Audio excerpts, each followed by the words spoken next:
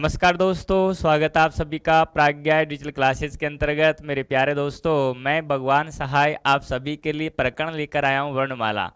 और आप जैसा कि सब जानते हैं कि जितनी भी परीक्षाएं आप सब लोग देंगे तो उन सभी परीक्षाओं को यानी परीक्षा में जितने भी हमारे प्रकरण शामिल होंगे उन सबको हल करने के लिए सवालों को आपके यानी वर्णमाला का भी अपने आप एक मुख्य आधार है। और मेरे प्यारे दोस्तों, जैसा कि मैं आपसे इससे पहले चर्चा कर रहा था आपकी राजभाषा राष्ट्रभाषा के बारे में, और वह आप सीख भी चुके हैं, आप पहचान भी चुके हैं। हिंदी भाषा की लिपि कौन सी यह भी आप जान चुके हैं कि हिंदी भाषा की देवनागरी लिपि है। देवनागरी लिपि में लिखी जाने वाली भाषाएं कौन कौन सी है? हिंदी हो गई, संस्कृत हो गई है, इसी के आगे मैं बात करता हूँ नेपाली हो गई है, इसी के आगे मराठी हो गई, कोंकणी हो गई, आंशिक रूप से गुजराती हो गई। इन सब की चर्चा हम पहले वाली क्लास में कर चुके हैं। अब मैं आपको कुछ महत्वपूर्ण बातें बताने जा रहा हूं, वह आप मेरे साथ साथ पॉइंट टू पॉइंट यानी लिखते जाइएगा ना, मेरे साथ साथ लिखते जाइए दोस्तों। और लिखिए, भाषा की सबसे छोटी इकाई।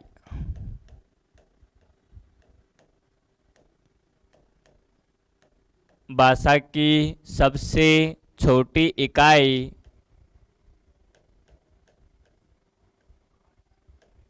ध्वनि है। लिखते जाइए दोस्तों मेरे साथ साथ। भाषा की सबसे छोटी इकाई ध्वनि है। आगे लिख लीजिएगा, भाषा की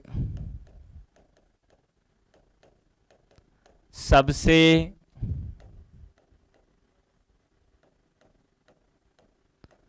लघुत्तम इकाई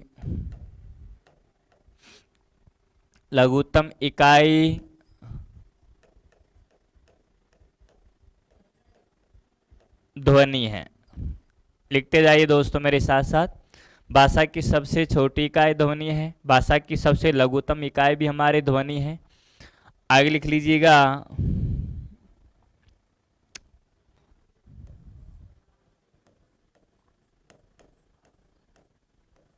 उच्चारण की दृष्टि से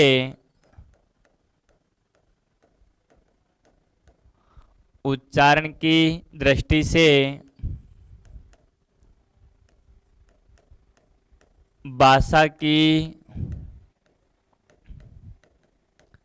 सबसे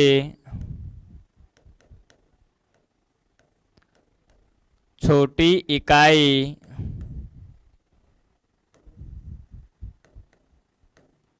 ध्वनि है। उच्चारण की दृष्टि से भाषा की सबसे छोटी इकाई ध्वनि है।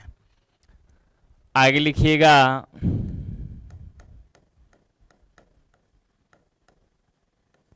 मौखिक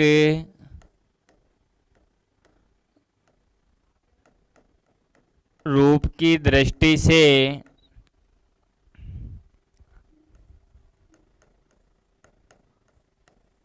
भाषा की सबसे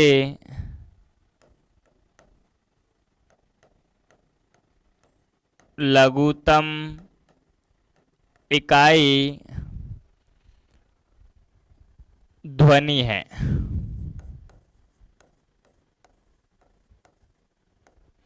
मौखिक रूप की दृष्टि से भाषा की सबसे छोटी इकाई दोस्तों ध्वनि है। आगे लिखिएगा,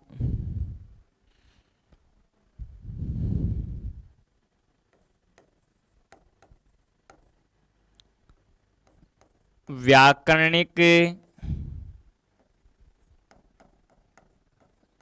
दृष्टि से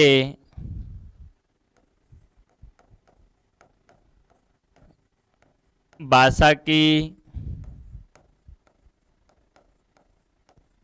सबसे छोटी इकाई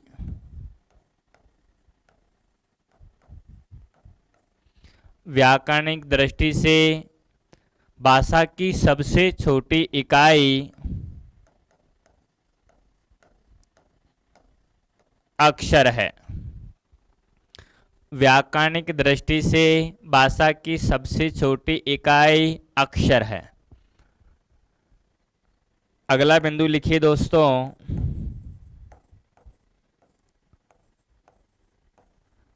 लिखित रूप की दृष्टि से भाषा की सबसे छोटी इकाई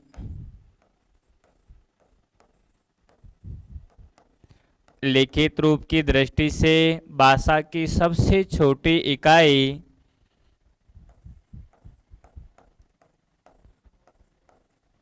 वर्ण है। लिखित रूप की दृष्टि से भाषा की सबसे छोटी इकाई वर्ण है। आगे लिखिएगा इसी के आगे। अच्छा, मैं आपको कुछ बातें बताता हूं एक बार, आप ध्यान से सुनेंगे तो आपको खुद को भी पता लग रहा है। मैंने आपसे कहा कि भाषा की सबसे छोटी इकाई ध्वनि है। मैंने क्या कहा दोस्तों आपको कि भाषा की सबसे छोटी इकाई क्या है? हमारी ध्वनि है। क्या वास्तव में ध्वनि है? अब आपने कहा मैं विद्यालय जाता हूं, तो आप इसका टुकड़े करेंगे तो शब्दों में हो जाएंगे, शब्दों के टुकड़े करेंगे तो ध्वनियां निकल कर आएगी। आपने बोला क, आपने बोला ए, अब इससे छोटा क्या बोलोगे भाई? ध्वनि से छोटा कुछ नहीं होता। यानी कि भाषा के अंतर्गत सबसे छोटी जो इकाई होगी वह हमारी ध्वनि ही होगी। ध्वनि से छोटा कुछ नहीं होता। ध्वनि सबसे लघुतम इकाई है।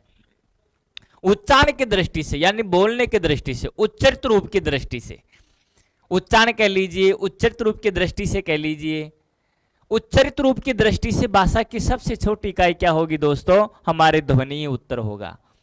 ध्वनि से छोटा कुछ होता ही नहीं है। तो ये सभी बातें क्या है? आपकी पहला बिंदु और इसी के आगे ये वाला बिंदु, ये आपके ये बिंदु ले लीजिए और मौखिक, ये इन सब का उत्तर एक ही है। ध्वनि ध्वनि ध्वनि, ध्वनि से छोटा कुछ नहीं होता। आप कुछ भी बोलेंगे मुख से सबसे छोटी इकाई ध्वनि ही निकल कर आएगी। आगे की बात समझ। मौखिक, मौखिक यानी मुख से बोलना। ये आपके यानी परीक्षाओं में कई बार परीक्षा में सवाल पूछा गया है कि बताइए भाषा है, मौखिक रूप है, लिखित रूप है, सांकेतिक रूप है। तो भाषा मुख्य रूप से क्या है मेरे प्यारे दोस्तों? मौखिक रूप है। बोलना भाषा है।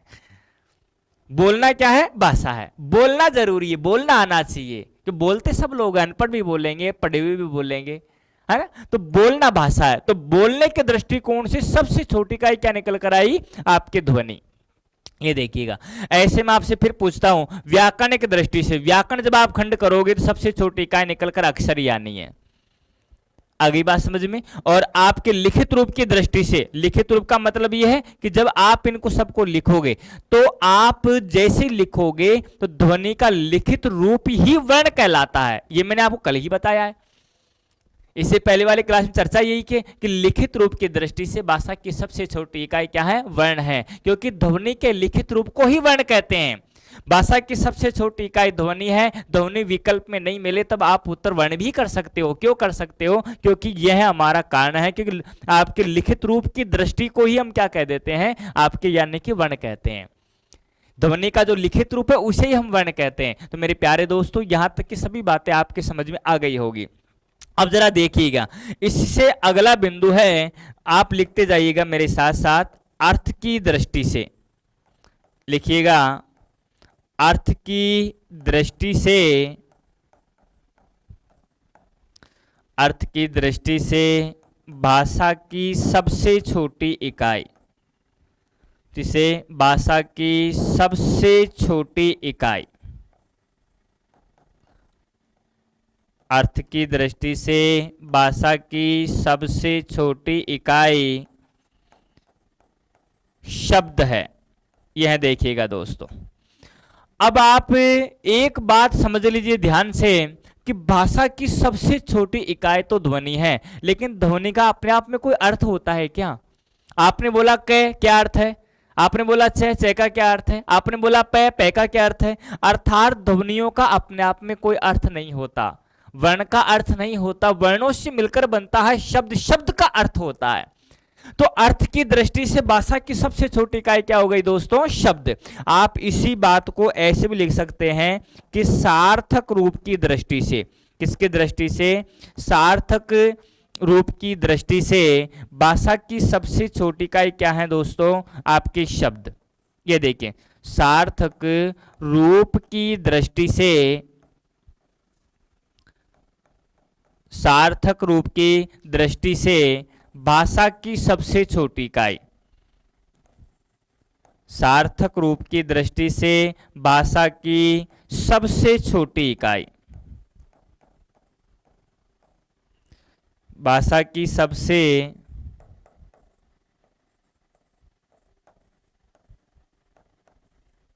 छोटी इकाई शब्द है। सार्थक रूप की दृष्टि से भाषा की सब, सार्थक यानी कि जिसका कोई अर्थ निकले। ये जितने भी लाइनें मैं लिख रहा हूं ना, ये सारी की सारी आपको परीक्षा में दिखाई देगी। और आप समझ लीजिएगा मेरे प्यारे दोस्तों, परीक्षा में आपको दिखाई भी देगी और परीक्षा में आपको करके भी आना है। हर एक परीक्षा में सवाल लौट कर आता है इनमें से। तो यह बात आपके समझ में आ गई होगी। अब मैं चर्चा करता हूं कि शब्द किसे कहते हैं, तो आप इसकी चर्चा करते हैं, मेरे साथ लिखिएगा। लिखिए, वर्णों के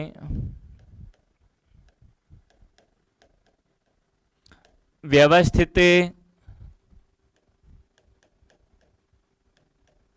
सार्थक समूह को ही, वर्णों के व्यवस्थित सार्थक समूह को ही शब्द कहते हैं। वर्णों के व्यवस्थित सार्थक समूह को ही शब्द कहते हैं। यह देखिएगा। तो देखिए दोस्तों, शब्द किसे कहेंगे? शब्द कहेंगे वर्णों के व्यवस्थित सार्थक समूह को ही हम शब्द कहते हैं, जिसका कोई अर्थ निकले। अब व्यवस्थित शब्द से मतलब क्या है, जैसा देखिएगा, जैसे कि मैंने लिखा कै, मैंने लिखा मैं, और मैंने लिखा ले। अब जरा देखिएगा, इन सब का ये अपने आप में कर्म है, आपके क्रम है, और इस क्रम के कारण आपका शब्द बन गया कमल। और कमल का अपने आप में एक अर्थ होता है। कमल का अपने आप में क्या होता है? एक अर्थ होता है। और देखिएगा आपके समक्ष है, और आप इसका जैसे ही क्रम को भंग कर दोगे, जैसे कि आपने इसको ये लिख दिया, ये देखिए ल मैं कै, अब भी तो है तो वही, वर्ण तो वही है, लेकिन जैसे क्रम को आपने भंग कर दिया तो अब इसका कोई अर्थ नहीं है। और जब अर्थ नहीं है इसका, तो इसका कोई महत्व नहीं है। तो शब्द किसे कहते हैं? कि वर्णों को व्यवस्थित, ये देखिएगा, जिसका कोई अर्थ निकल सके, वर्णों का ऐसा क्रम जिसका कोई अर्थ निकले, व्यवस्थित क्रम समूह है, यानी उसे ही हम क्या कहेंगे दोस्तों? हम उसे शब्द कहेंगे। शब्द क्या कहेंगे उसे? यानी कि शब्द कहेंगे। आ गई बात समझ में? आप एक बात और समझ लीजिएगा कि आपके जितने भी शब्द हैं, मैं एक बात और लिखा देता हूं, ये सारे के सारे शब्द है ना आपकी स्वतंत्र चर हैं, यानी कि शब्द स्वतंत्र इकाई है। आप यूं कह लीजिए, सदैव इस आकाश रूपी तत्व में विराजमान होते हैं। शब्द आपके आकाश रूपी तत्व में विराजमान होते हैं, ये प्रतिबंधित नहीं होते। मैं इनको दिशा दे रहा हूं और आप इसे सुन रहे हैं। जब हम हैं तब भी शब्द है, हम नहीं थे तब भी शब्द थे, है, और हम जब हम नहीं होंगे तब भी शब्द होंगे। शब्द शाश्वत इकाई है, सदैव इस आकाश रूपी मंडल के अंतर्गत विराजमान होती है। शब्द नश्वर नहीं होता, शब्द सदैव होता है। आगे की बात समझ में? जितने भी हमारे शब्द हैं उन सब की बातें मैंने आपको सबको बता दी हैं। अब अगला बिंदु लिखिएगा, मेरे साथ साथ लिखिए, शब्द का वाक्य में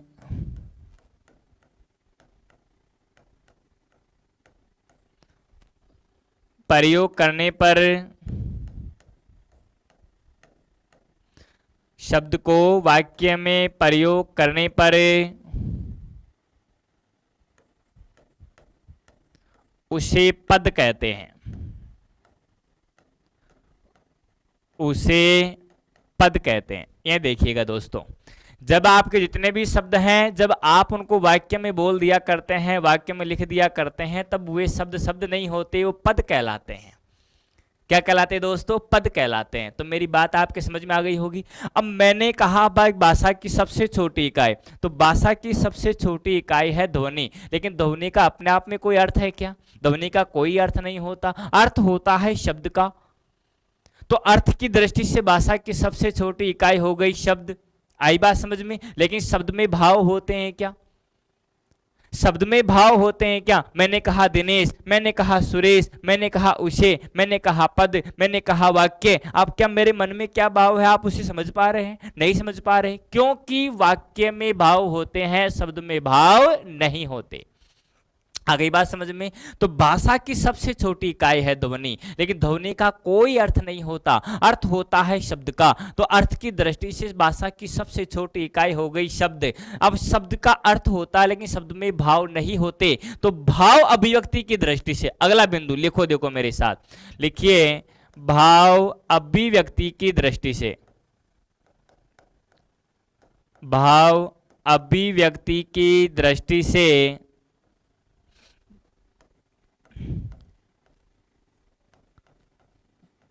भाव अभिव्यक्ति की दृष्टि से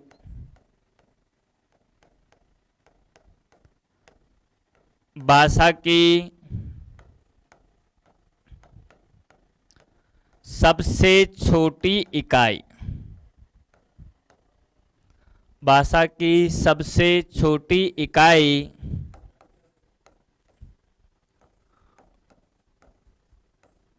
वाक्य है।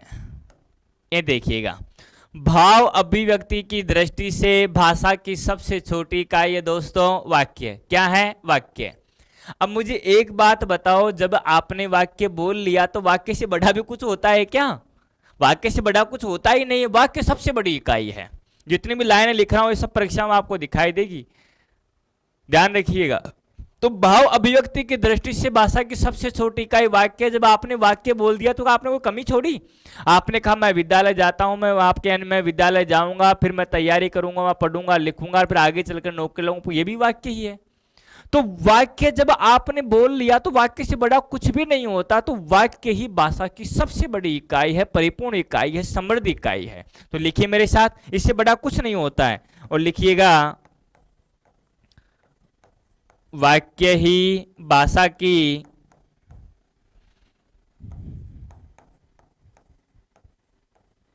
परिपक्व,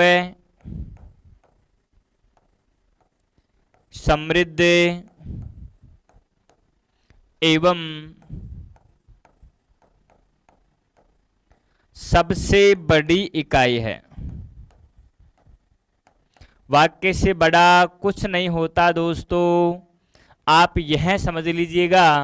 वाक्य ही भाषा की परिपक्व है, समृद्ध है, सबसे बड़ी इकाई है। आप यूं कह लीजिए, आप सरल भाषा में, कि वाक्य ही वाङ्मय है, वाक्य ही वाङ्मय है। ये देख लीजिए, आप ऐसे भी लिख सकते हैं, वाक्य ही काव्य गद्य है, यानी कि सब कुछ वाक्य ही है। वाक्य से बढ़कर कुछ नहीं होता, वाक्य सबसे बड़ी इकाई है। तो मेरे प्यारे दोस्तों, ये वाली बात आप सबके समझ में आ गई होगी। अब इसमें आपको किसी प्रकार का कोई संशय नहीं होना चाहिए, और इससे बाहर आपके परीक्षा में सवाल जाना भी नहीं है। इससे बढ़िया कुछ होता भी नहीं है। जो बातें जितनी भी थी वो सारी की सारी मैंने आपको विधिवत तरीके से बता दी है, आपको लिखा दिया, आपको समझा दी है। तो ये वाक्य से संबंधित आपकी सामान्य जानकारी पूर्ण हुई। अब मैं इसी बात को और आगे बढ़ाता हूँ। वर्णमाला प्रकरणों को हम आगे लेके चल रहे हैं दोस्तों। अब जरा देखिएगा, जैसे कि हमारे जो वर्ण हैं दोस्तों, ध्यान से देखिएगा, हमारे जो वर्ण हैं, मैंने आपको पहले ही बताया था कि हमारे वर्ण होते हैं दो प्रकार के। एक तो होता है स्वर और एक होता है आपके व्यंजन। यानी कि वर्ण कितने प्रकार के होते हैं? यानी कि दो प्रकार के होते हैं। एक होता है आपके स्वर और एक होता है आपके व्यंजन। आई बात समझ में? अब स्वर किसे कहते हैं, इनकी चर्चा करते हैं। किनकी चर्चा कर रहे हैं? स्वर की। और दूसरा कौन सा है? व्यंजन। जब व्यंजन आएंगे तो व्यंजन की चर्चा करेंगे। फिलहाल हम चर्चा करने जा रहे हैं स्वर की, और स्वर की परिभाषा क्या होती है उसको मैं लिखने जा रहा हूं, और मेरे साथ आप लिख लीजिएगा। लिखिएगा, वे ध्वनियाँ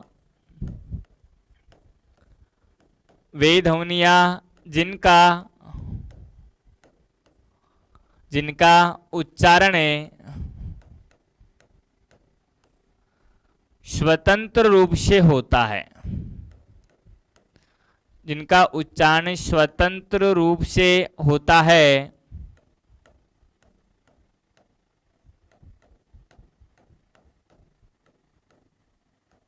होता है उसे या उन्हें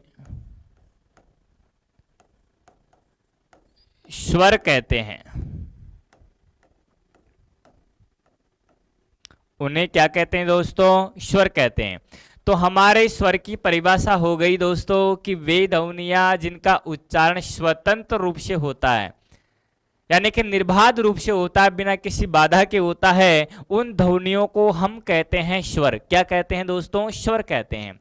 यानी कि वे ध्वनियां जिनका उच्चारण स्वतंत्र रूप से होता है, निर्बाध रूप से होता है, निर्बाध गति से होता है, बिना किसी बाधा के होता है, बेरोक टोक होता है, जिनके उच्चारण में कोई बल नहीं लगता, जिनका उच्चारण स्वतः उच्चरित होती है, यानी वो ध्वनियां उच्चरित होती है। वे ध्वनियां क्या है? स्वतंत्र रूप से उच्चरित होती है, उनको किसी की मदद की आवश्यकता नहीं होती, उनके उच्चारण में कंपन नहीं होता, उनके उच्चारण में कोई घर्षण नहीं होता, उनके उच्चारण में कोई बल लगाया नहीं जाता है, और स्वर तंत्री पूर्ण रूप से अपना मुंह खोले रखती है। उन ध्वनियों को हम कहते हैं स्वर। क्या कहते हैं दोस्तों? स्वर। तो ये बात आपके सबके समझ में आ गई होगी। यानी कहने से तात्पर्य यह हुआ कि स्वर ऐसी इकाई है, ऐसी ध्वनियां हैं जिनको किसी की मदद की आवश्यकता नहीं होती। ये स्वतंत्र इकाई है, स्वतः उच्चरित होने वाली ध्वनियां हैं, इनको किसी की मदद की आवश्यकता नहीं होती। आ गई होगी बात समझ में। तो मेरे प्यारे दोस्तों, मैंने परिभाषा लिखी कि वे ध्वनियां जिनका उच्चारण स्वतंत्र रूप से होता है उन्हें हम स्वर कहते हैं। उन्हें क्या कहते हैं दोस्तों? हम स्वर कहते हैं। अब जरा ध्यान दीजिएगा, हमारे हिंदी व्याकरण के अंतर, अच्छा ऐसे भी कह सकते हो आपकी दूसरी परिभाषा कि वे ध्वनियां जिनका उच्चारण, वे ध्वनियां जिनकी सहायता से व्यंजनों का उच्चारण होता है। यानी एक परिभाषा ये भी बन जाएगी आपकी कि वे ध्वनियां जिनकी सहायता से व्यंजनों का उच्चारण हुआ करता है, उन ध्वनियों को हम क्या कहते हैं दोस्तों? आपके यानी कि स्वर ध्वनियां कहते हैं। क्या कहते हैं? उनको स्वर कहते हैं। स्वर स्वतंत्र होते हैं या आश्रित नहीं होते? स्वर क्या होते हैं? स्वतंत्र होते हैं, आश्रित नहीं होते। ये स्वतंत्र चर होते हैं, ये निर्बाध रूप से उच्चरित होते हैं, बेरोक टोक होते हैं, इनके उच्चारण में बल नहीं होता, घर्षण नहीं होता, कंपन नहीं होता। स्वर तंत्री अपना पूरा मुंह खोल के रखती है, एक झटके से प्राणवायु बाहर आती है। इसलिए इन ध्वनियों को हम क्या कहते हैं दोस्तों? आपके यानी कि स्वर ध्वनियां कहते हैं। क्या कहते हैं? स्वर ध्वनियां कहते हैं। और हमारे हिंदी व्याकरण के अंतर्गत यदि मैं संस्कृत की बात करता हूं दोस्तों, तो संस्कृत व्याकरण के अंतर्गत हमारे स्वरों की संख्या है वर्तमान में 13। कितनी संख्या है? 13। ऐसे पाणिनीय शिक्षा की बात करता हूं तो वहां पर संख्या हो जाती है 21-22, यानी कि आपके 21 और 22 दोनों मत है, उनका विद्वान 21 अधिक मानते हैं। ऐसे में बात करता हूं तो आपके यानी कि कह लीजिए पाली भाषा के अंतर्गत, यानी कि आपकी हिंदी का जो उद्भव विकास हुआ है वो एक अपने आप में क्रम है। तो पाली भाषा में स्वरों की संख्या है 9। अब कैसे विकास हुआ मैं आपको बताता हूं, जरा देखिएगा। हमारे सर्वप्रथम हमारे देश के अंतर्गत जो भाषा प्रयुक्त की जाती थी वह थी आपकी वैदिक संस्कृत। कौन सी थी दोस्तों? वैदिक संस्कृत। और इसी संस्कृत को जब हम बोलने लगे तो यह संस्कृत कहलाई आपके लौकिक संस्कृत। आपके यानी कि महाभारत, आपके रामचरितमानस, इन ग्रंथों की रचना लौकिक संस्कृत में हुई है, लोक व्यवहार वाली संस्कृत। और इसी से आपके विकास हुआ हमारे पाली भाषा का। किसका विकास हुआ? पाली भाषा का। और इसी से हमारे विकसित हुई वह भाषा कौन सी थी? आपके प्राकृत भाषा। और प्राकृत भाषा से हमारे अगली जो भाषा विकसित हुई है वह कौन सी है दोस्तों? आपके अपभ्रंश। और इसी अपभ्रंश भाषा से जिसका उद्भव और विकास हुआ है वह कौन सी? आपकी हिंदी। तो मैं आपको जो समझाना चाह रहा हूं ना, वो मुख्य बात यह है दोस्तों कि आपकी जो वैदिक संस्कृत है, इस वैदिक संस्कृत से विकसित हुई लौकिक संस्कृत, फिर पाली, प्राकृत, ये बदलती हुई शाखा है। क्योंकि भाषा हमेशा कठिन से सरल की ओर चलती है। भाषा कैसे चलती है? कठिन से सरल की ओर चलती है, आपके सरल से कठिन की ओर नहीं चलती। तो आप यह समझ लीजिए ध्यान से कि भाषा कठिन से सरल की ओर चलती है। तो यहाँ पर कठिन थी, फिर आपने यहाँ पर छोटा कर दिया, और छोटा कर दिया, और छोटा कर दिया। तो कहने से मतलब पाली के अंदर स्वरों की संख्या थी 9, और पाली से आगे चलकर आपके यानी कि भाषा आती है अपभ्रंश। कौन सी आती है? अपभ्रंश भाषा। और इसमें स्वरों की संख्या थी 8। और इसी से आपकी हिंदी भाषा का विकास हुआ। और हिंदी में यानी कि हिंदी भाषा के अंतर्गत हिंदी व्याकरण में आपके यानी कि स्वर संख्या, हिंदी में आपके जितने भी स्वर हैं इनकी संख्या है दोस्तों 11 है, यानी कि 11। तो हिंदी में स्वरों की संख्या है दोस्तों 11। कितनी मानी गई है? 11। बात समझ में आ गई होगी। मैं आपको समझाना चाह रहा हूं कि आपके इस क्रम में हम बढ़ते गए, कभी घटते गए, कभी बढ़ते गए, कभी घटते गए, कभी बढ़ते, ये परंपरा चालू रही आपकी। कहने से तात्पर्य है कि भाषा का स्वरूप सदैव बदलता रहता है। किसी का नाम छोटे लाल है तो आप उसे छोटू बोल देते हो, किसी को छोटे बोल देते हो। किसी का नाम प्यारे लाल है तो उसको प्यारा बोल देते हो, प्यारे बोल देते हो, हैं कुछ भी आप यानी लघुत्तम इकाई उसकी आपके निर्धारित कर देते हैं। जैसे गौरव टावर है जयपुर में, आपने उसको जीटी कह दिया। गुजर की थड़ी है, आपने उसे जीकेटी कह दिया, वो भी गुजर की थड़ी है, वो भी जीटी ही है, हैं? तो आपको कहने से मतलब यह है मेरे प्यारे दोस्तों कि भाषा का स्वरूप बदलता रहता है। तो इसी तरह हिंदी में आपके स्वरूप की संख्या कितने निर्धारित हुई? आपकी 11 स्वर निर्धारित किए गए। बात समझ में आ गई होगी। अभी 11 स्वर कौन कौन से हैं इनकी चर्चा करते हैं, आइए। और हमारे 11 स्वर कौन कौन से हैं इनको मैं आपके यानी कि आपके समक्ष लिख रहा हूं, देखिएगा कौन कौन से हैं। जैसे कि देखिए ए, फिर आपके है आ, फिर छोटी ई, फिर आपकी बड़ी ई, इसी के आगे है फिर आपके ऊ, फिर आपका है बड़ा ऊ, फिर आपके है री, फिर इसी के आगे है ए, ये देखिएगा इसी के आगे है आई, और इसी के आगे है आपके ओ, और इसी के आगे है मेरे प्यारे दोस्तों आपके औ। ये देखिएगा यह हमारे हिंदी व्याकरण के 11 स्वर हैं। हिंदी भाषा में जो वर्तमान समय के अंतर्गत स्वर संख्या मानी जाती है उनकी संख्या है 11, और 11 के 11 स्वर आपके सामने लिखे हुए हैं।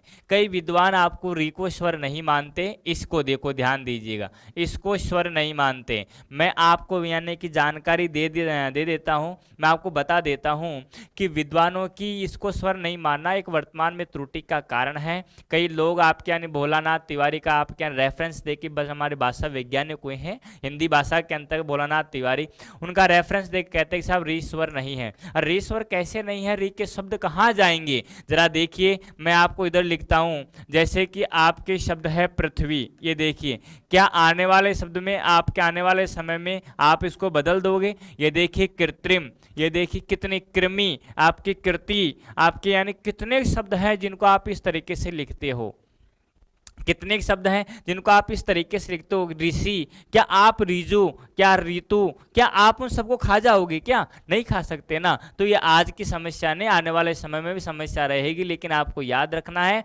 आपके स्वरों की संख्या 11 ही है, और एनसीईआरटी ने भी आपके 11 ही मान रखे हैं, तो आपको भी 11 ही मानने। ठीक है ना दोस्तों, मेरी बात आपके सबके समझ में आ गई होगी। इन सभी 11 स्वरों का प्रयोग जब ये ऐसे आते हैं तो ये स्वतंत्र रूप में प्रयुक्त होते हैं, यानी कि जैसे लिख रखे हैं ना मैंने वैसे के वैसे ही प्रयुक्त होते हैं, इनमें कोई बदलाव नहीं होता। जैसा मैंने लिखा है, जैसे दिखाई दे रहे वैसे वैसे आपके लिखाई देते हैं। जैसे अनार में ए आया तो ऐसा ऐसे आएगा, आकाश में आ आया इस तरीके से आएगा, इमली में ई ऐसे आएगी, ईख में ईख ऐसे आएगा। आ गई होगी बात समझ में। तो मैं आपको कहना ये चाह रहा हूं कि जब ऐसे आते हैं तो इस रूप में आते हैं, लेकिन जब जैसे इनका प्रयोग व्यंजन वर्णों के साथ होता है तो इन सभी के अपने अपने मात्रा चिन्ह निर्धारित हैं।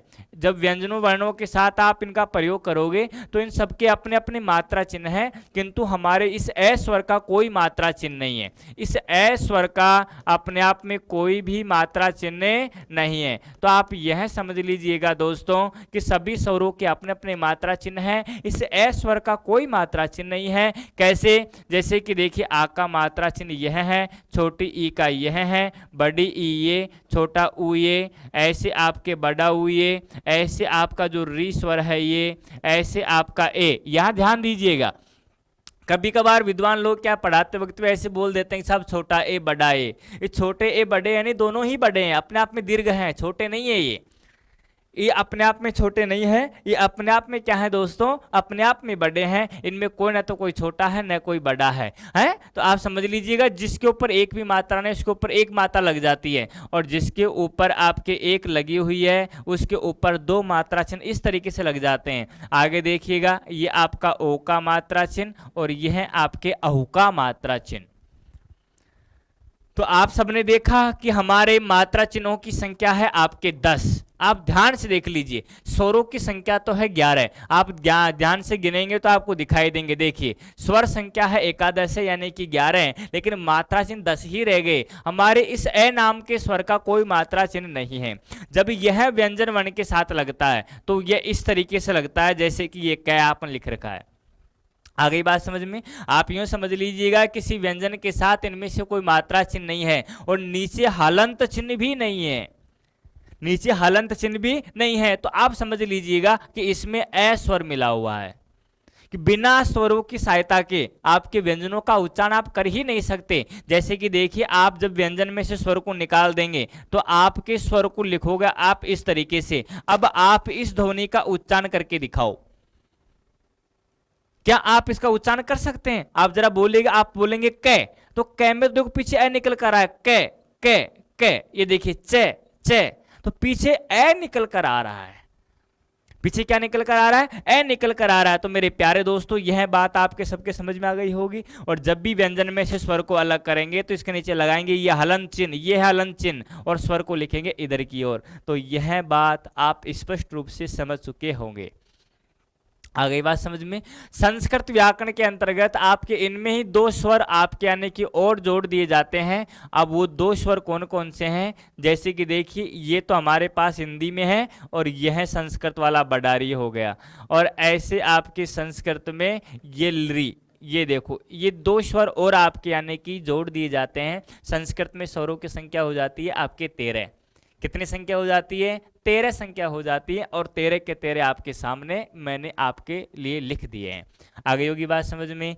अब जरा ध्यान दीजिएगा दोस्तों, मैं आपको एक बात और बताने जा रहा हूं कि जितने भी हमारे ये स्वर हैं जो आपने लिख रखे हैं, इन सभी स्वरों को हम दो भागों में बांटते हैं। तो आप लिख सकते हैं, मेरे साथ साथ लिख लीजिएगा कि स्वर दो प्रकार के होते हैं। स्वर दो प्रकार के होते हैं।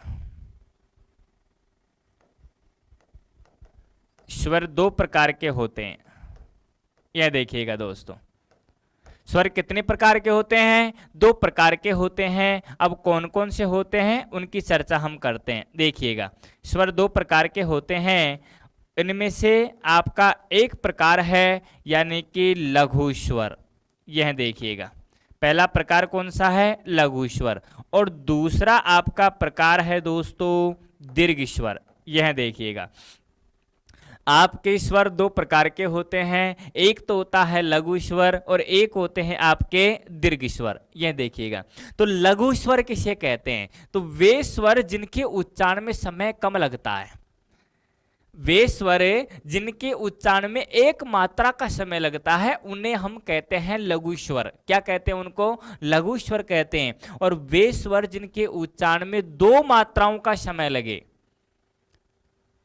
जिनमें गुरु मात्रा का समय लगता है आपके, यानी कि इनकी तुलना में दुगना समय लगता है, उन्हें हम कहते हैं दीर्घ स्वर। क्या कहते हैं उनको? दीर्घ स्वर कहते हैं। तो स्वर दो प्रकार के हो गए, एक लघु स्वर और एक आपके कौन सा हो गया? दीर्घ स्वर। तो अब ये जो लघु स्वर हैं, इनमें से इनको ही हम बोलते हैं ह्रस्व स्वर, इनको ही बोलते हैं। ये देखिएगा, और इनको ही हम बोलते हैं दोस्तों आपके मूल स्वर। ये देखिएगा, और इनको ही हम बोल देते हैं आपके अक्षर स्वर। यह देखिएगा, आपके सामने मैंने चार नाम लिखे, अक्षर वाणी भी कह सकते हैं, अक्षर ध्वनि भी कह सकते हैं, चारों बातें एक ही होगी।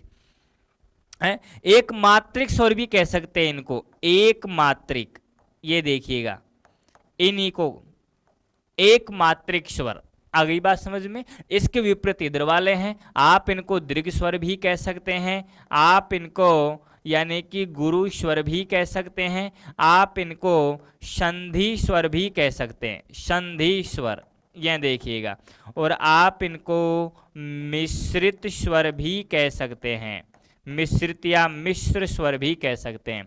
ये जरा देखिएगा मेरे प्यारे दोस्तों, मेरी बात आप सबके समझ में आ रही होगी। यानी कि स्वर दो प्रकार के होते हैं, एक छोटे एक बड़े। तो आपके छोटे स्वर हैं उनको हम लघु स्वर भी कहते हैं, ह्रस्व स्वर भी कहते हैं, मूल स्वर भी कहते हैं, अक्षर स्वर भी कहते हैं, और एक मात्रिक यानी एक मात्रा वाले स्वर भी कहते हैं, इन्हीं को कहते हैं। और इनकी संख्या, इन सब की संख्या जरा ध्यान से देखिएगा, इन सभी की संख्या है दोस्तों 4। और 4 कौन कौन से हैं? आप लोग जानते हो, ए, ई, उ और आपके री। यह देखिएगा, यानी कि अक्षर स्वरों की संख्या हो गई, आपके सामने लिखी हुई है बोर्ड के ऊपर। आपके अक्षर स्वरों की संख्या कितनी है दोस्तों? 4। अब वो 4 कौन कौन से हैं आपके सामने लिखे, ए, ई, उ और री। अक्षर स्वरों की संख्या 4, ये देखिएगा। लघु स्वरों की संख्या 4 और ह्रस्व स्वर की संख्या 4, आपके मूल स्वरों की संख्या 4, एक मात्रिक स्वरों की संख्या कितनी है? 4। यहां तक आपको किसी प्रकार का कोई संशय नहीं होना चाहिए। आसानी से सरलतम तरीके से मैं आपको बता रहा हूं। ऐसे देखिए दीर्घ स्वर, इनकी संख्या है आपके 7। इनकी संख्या कितनी है दोस्तों? ये देखिएगा, इनकी संख्या है आपके 7। अब वो 7 कौन कौन से हैं मैं लिख रहा हूं, जरा देखिएगा। आ, ये देखिएगा बड़ी ई, और ऐसे आपके बड़ाऊ, ये देखिएगा आ बड़ी ई बड़ाऊ। तो ये तो हो गए आपके क्या, यानी कि आपके समसंधि स्वर, आप इनको ये भी कह सकते हैं। और इन्हीं के आगे मैं आपको बताता हूं, इनके आगे फिर 4 आपके बचे, और वो 4 कौन कौन से हैं? आपके ए, फिर आपके अही, फिर आपके ओ, और फिर कौन है आपके अहो। यह देखिएगा, बात समझ में आ गई होगी मैं आपको जो समझाना चाह रहा हूं। अब जरा देखिएगा, बड़ी महत्वपूर्ण बात है, उसकी चर्चा भी करते हैं।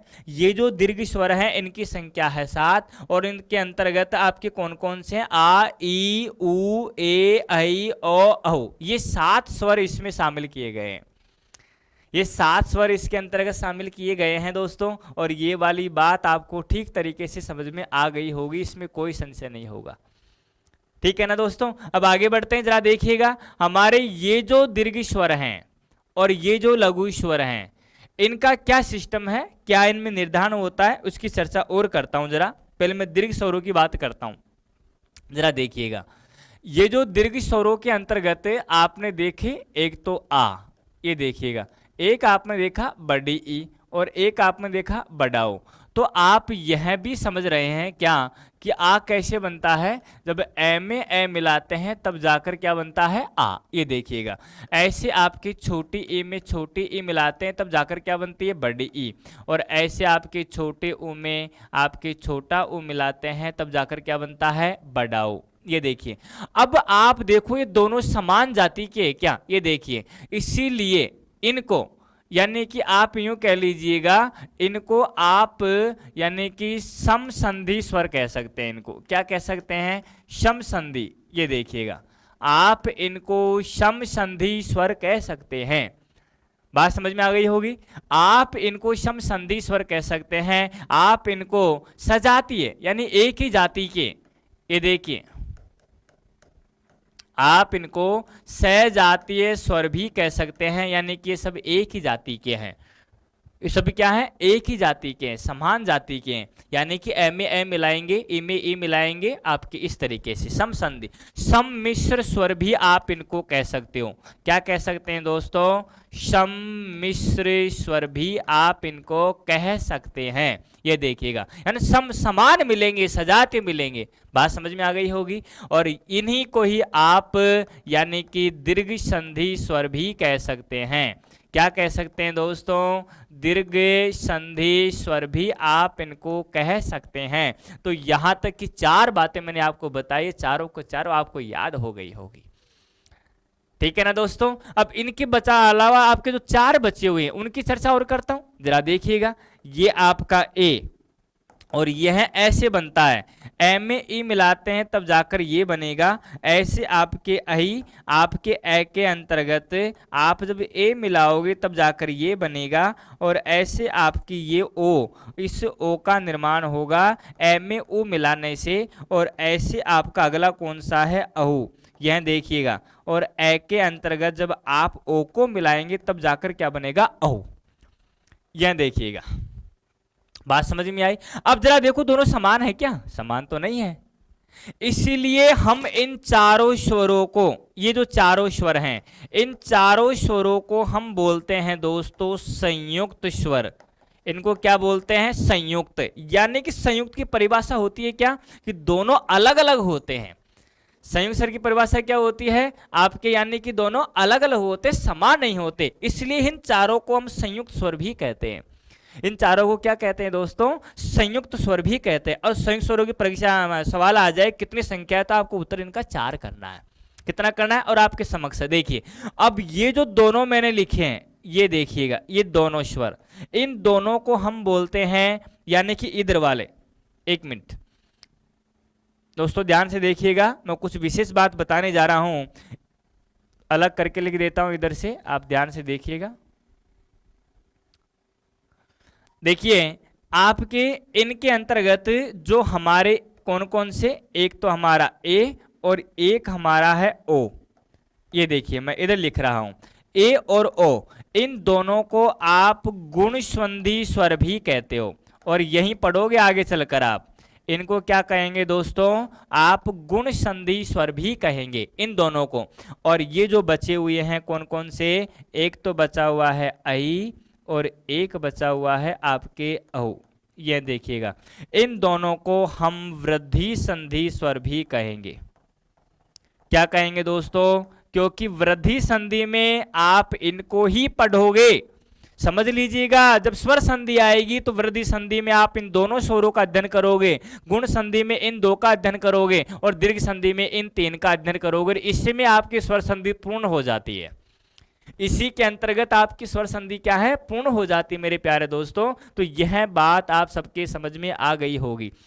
अब मैं आपको एक बात और बता देता हूं, फिर आपके यानी अगली क्लास में मिलेंगे दोस्तों। ए आई ओ औ, ये देखिएगा, ये आपकी परीक्षा में सवाल पूछा गया है कि ए आई सेकंड ग्रेड में पूछा गया था, ए आई ओ और आपके औ, यह जो आप क्रम देख रहे हो यह क्रम है शब्दकोशीय क्रम, यानी कि जिसे आप अंग्रेजी में बोलते हो डिक्शनरी।